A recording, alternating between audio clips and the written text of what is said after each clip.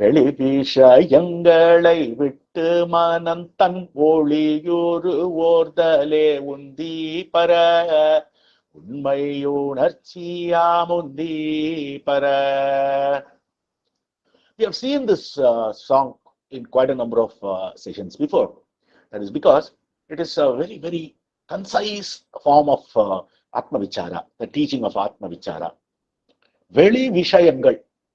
That Veli Vishayangal means outside thoughts. Anything related to, which is not related to us, which is related to outside. Veli Vishayangal, vittu, leaving all the outside externalities, and Manam, Tan Oli Uru Ordal. Manam, the mind, seeing its own self, its own light. Its own light means, the keen investigation of the sense of I, the feeling called I, will automatically ensure that that feeling called I, the pseudo I, the rising I, drops off. And in that place, the pristine pure I will shine forth. This shining is what is known as the Oli Uru Ordal here in this sloka. This is what is known as Unnmai Unarchi. This is true knowing. This is true knowledge. So Bhagavan says, sums up the entire process in a matter of 3 lines. Leave out all the external thoughts. This is something, as we have seen before, which is achieved every day by us during our deep dreamless sleep. We go into that state, but only thing is, we go into that state not consciously, but without our knowledge, because the mind, after the entire day's activity, gets tired and then it sinks in its source for a period of time, because the it is not yet understood, it's still under the spell of ignorance of not knowing who you really are. So there are 2 steps which is very clearly to be noted here. Leave out externalities, and that alone is not sufficiently enough, because we go into that, we drop that externalities every day in form of deep sleep. But the second step, which cannot be done during deep sleep, it can be done only in the state of Jagrat, in the wakeful state, is to keenly divert the focus on I, the feeling called I. And the beauty of this marga is that this feeling of I is the only capital, working capital, that we need in the investigation method. And fortunately, the feeling of I is always with us wherever we are. We don't need to make an extra preparation, like pack up the feeling of I, put it in a case and then carry it along with us. No, it comes inbuilt. The feeling cannot be eliminated by us. It will always be there. Whoever it is, there is no one that is there without the feeling of I. The feeling of I drops only during the deep sleep, but we are trying to do our sadhana only in the state of Jagrat.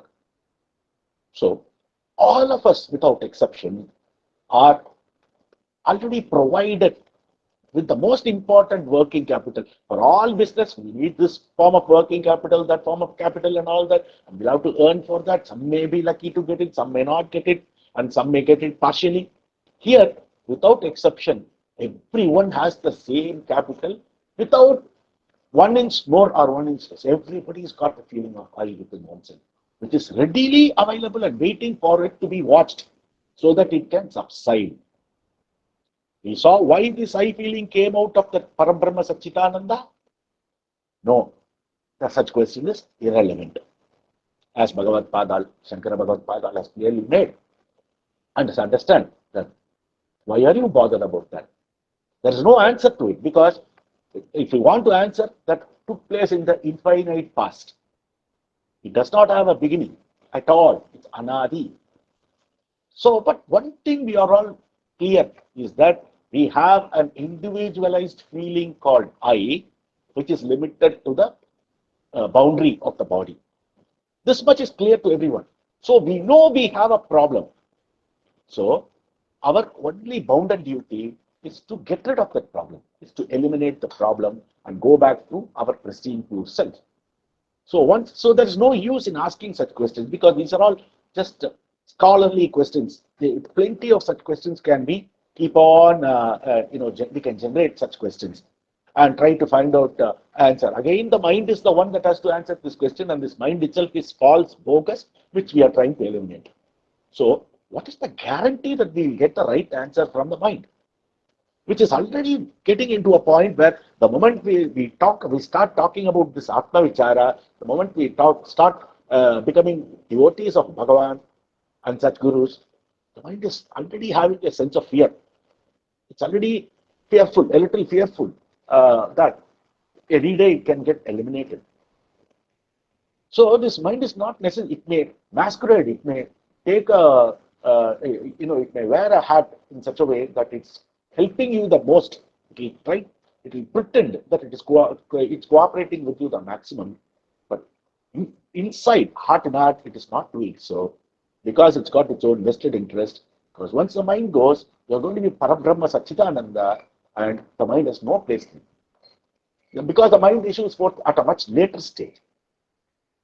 Only after the spark called I comes out of the Satchitananda, the mind has an opportunity to come up. So, mind is not going to necessarily, it is like using the mind to kill the mind, as Bhagavan has told, is like making the thief as a policeman to catch the thief who is nothing but himself. So, will the thief who has taken the role of a policeman or the vesha of a policeman, will ever agree to catch the thief who is himself? Some similar is the case with the mind trying to catch the mind or eliminate the mind. It will pretend that it is doing a good job out of it. It will sit in meditation. It will sit in vichara, and it will do all the things. It will make you believe that the mind is a more sincere entity, that in order to eliminate the mind itself, but it is not giving you the full cooperation. Sometimes it will. This is exactly why we need the grace of Bhagavan. Without Bhagavan's grace, such a state cannot be achieved by the mind. The mind will keep struggling to achieve, to accept the proposition or to accept its fate.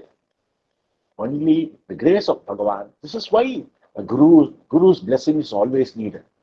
It's not that everybody can just sit and try to eliminate the I. All that is theoretically possible, but when are we going to get such a benefit or such a strength of mind? Only with the grace of Bhagavan. This is why we go to temples. This is why we pray. This is why we always are so fondly remembering Bhagavan. This is why we all have the picture of Bhagavan in front of us always, just to see and then get back to the state of Atma Vichara by His grace. Manikya Vachakar used to say in Tiruvachakam, Avan Arulale Avantal Vanangi, which means with his own help, I will be able to fall at his feet. To fall at the feet of our Lord is not possible without the grace of that Lord. It's not that our right, I can rightfully go, I can walk up to whatever I want, to the temple, I can walk up to the sanctum, I can do a namaskar or submit myself in the feet of the Lord and walk back successfully. No. Until I am eligible by means of His grace, I am not going to be able to do that act. I have been away from Arunachala for a long time now. So it's been a while since I've made it to Arunachala. For whatever reason, I am not yet making it, because I know the call is not there. Either there is a lapse on my part, or my sincerity, or I wait for my better times. I will wait. I have no choice. In the meanwhile, I do have the option of thinking of Arunachala. Smaranat Kaivalyam is Arunachala. All you have to do is think about Arunachala. In one of the previous sessions, we saw about the Arunachala Mahatmyam, where we saw just thinking of Arunachala, even from a very far away country, is good enough.